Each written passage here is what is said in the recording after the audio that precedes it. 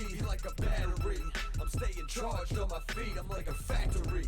Dropping lines like an assembly. I'm staying on. Hey, what's going on, guys? Welcome to ZukaTube, and today we're going to be reviewing Indiana Jones and the Dial of Dysentery. The Dial of Dementia. Indiana Jones and the Death of a Franchise. Indiana Jones and the Senile Destiny.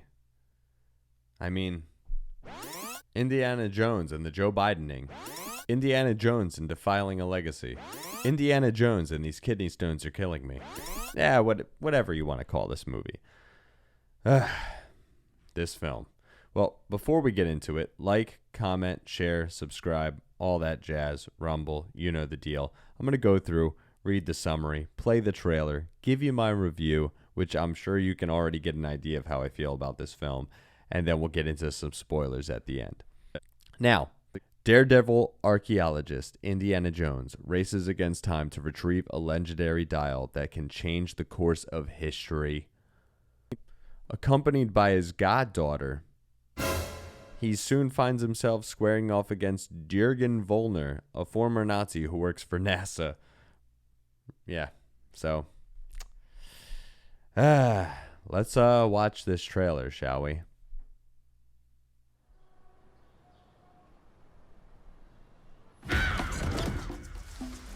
Oh, old cranky Indiana Jones.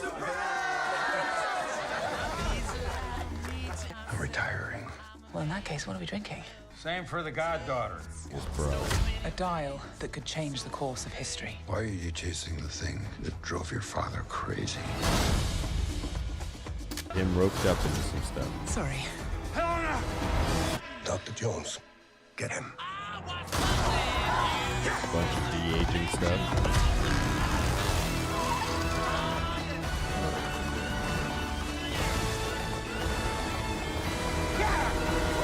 You stole it. Then you stole it. And then I stole it.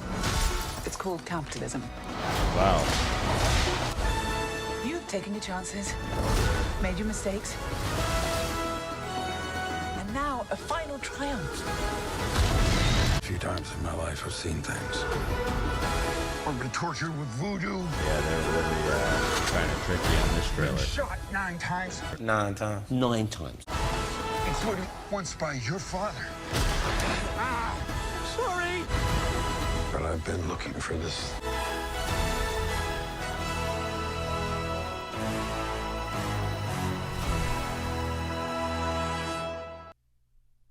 Well, one thing I could tell you right away with this film is this is a bait and switch. This is not Indiana Jones as the main character. This is Phoebe Waller-Bridge's character, Helena, the goddaughter, as the main character.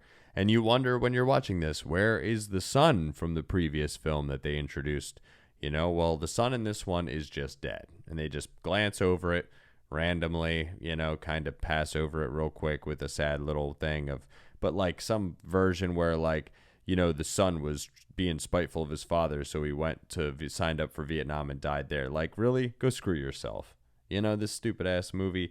And they're going to sit there and make this comment right in the trailer that this person stole from this person, stole from this person. And that's capitalism. Really? Well, if you think theft is capitalism, I guess you should all pirate this goddamn film. Got him! Which is already losing a ton of money.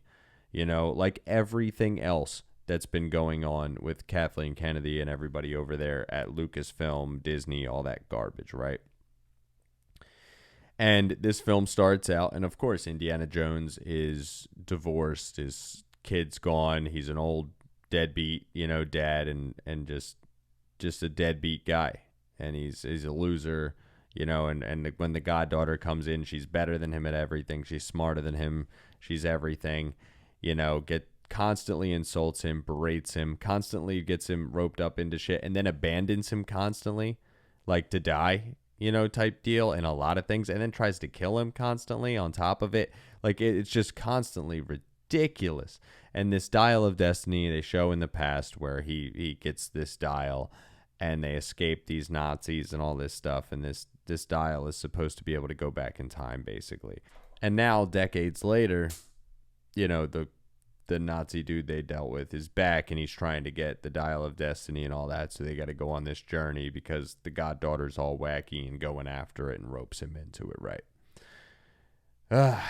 I'm not even going to explain it. It's just a joke.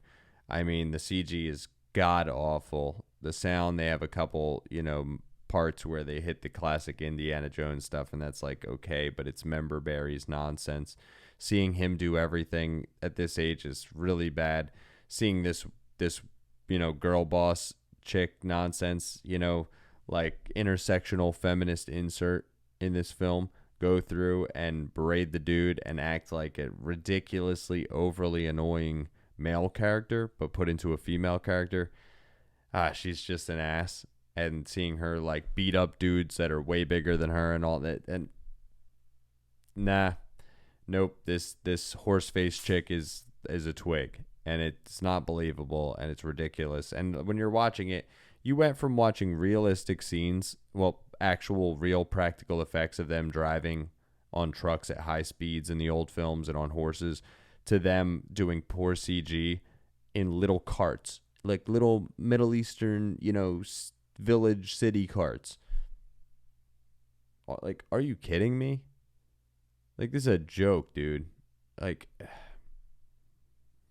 and I don't want to get into the spoilers, obviously, until the spoilers section, but the ending is god awful. It's so ridiculous, and I'm so glad that the leaks got out early, and apparently during a bunch of reshoots and stuff like that, this all got changed, from the original ending, because the original ending they had leaked was, it was really rough, but the CG looks awful. The sound isn't very good. The performances are just bad, and I could swear Harrison Ford has no respect for the craft anymore or the characters he plays, because you build up these legendary franchises and these characters, and he just takes a big check to go in and just disrespect, shit all over the character and kill it, and kill the franchise, and just allows this to happen. And just, it's exhausting looking. And even when they do the de-aging stuff, like, you're watching an 80-year-old dude pretty much walking, but like de-aged to be 40, and it's ridiculous. And to then see the action scenes mixed up in it by stunt doubles with the de-aging and stuff, it just all looks, and it's done really poorly, right? In the very beginning, 15 minutes or so, it's not too bad, but the rest of the film is just god awful, and it continues to decline from there. They even have like their own bootleg version of another short round character who's absolutely awful, and at points can like do things that are so ridiculous. Like, when they do things in movies, when they have the main character do ridiculous things, you think, okay, well, he's the hero, he's the main character, he's going to be over the top and almost superhero like. But when they have all the side characters doing that too, and then kind of shitting on the main character, it doesn't work. The dynamic is awful. And with all that being said, I would give this film like a 3 out of 10. It's really, really bad. I don't recommend it at all. Imagine there being 3 films. Actually, at this point, this film is so bad, you could imagine there being 4 films and say that Crystal Skull was actually all right. And the fact that they wouldn't put the son in this film and just go for that and try to do the same dynamic that they did with Indiana Jones and his father,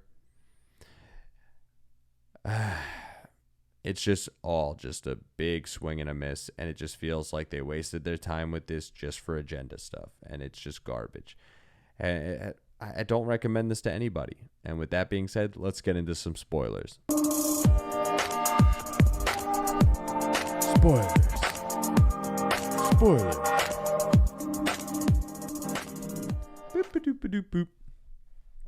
Okay, so the spoilers.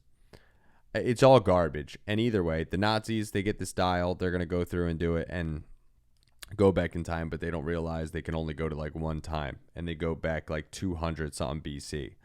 And, big shit ensues and whatever. And Indiana Jones is in a point where he's dying and he wants to get left behind there. And after all this, and with the way, you see all the Indiana Jones films and him and his character and his motives and stuff, to just like go ahead and let this go down and destroy time and mess everything up and let himself die. And No, it doesn't make sense. They're abandoning his character entirely, as well as everything else they've already done with his character. And then you get this piece of garbage decision they did, which isn't better than well, obviously the original version was even worse, but this is just garbage. This is such an insult. And let's look at this. No, you won't. I need to do this. You know you wouldn't do this. It's bullshit. Up, and then he just wakes up and he's back in his present day. You know, nope.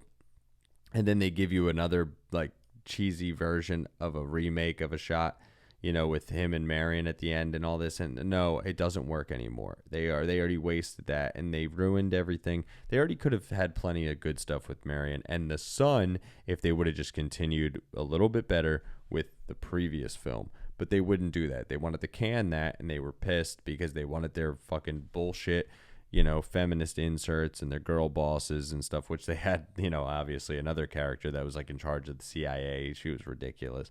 It was ridiculous. It's all just so bad, and it's so cringeworthy, and it was hard for me to watch it. I had to go through and watch it pretty much almost twice through, and it's a long film. Like there was a lot of stuff I couldn't keep. Like I couldn't pay attention to anymore. 3 out of 10. Don't recommend. Zookatube out. Like a battery, I'm staying charged on my feet. I'm like a factory, dropping lines like an assembly. I'm staying on point. It's my strategy. Feel like they tracking me. Yo, let me get on one. Nah, go get your tracks up, homie. Can I steal some? Homie, you can't stack up. My brother, can you shout me? You're barking up the wrong tree. My dog, why do you doubt me? Cause you can't do shit without me. Real like the radio and never play it, but that's cool. The enemy's supposed to hate it.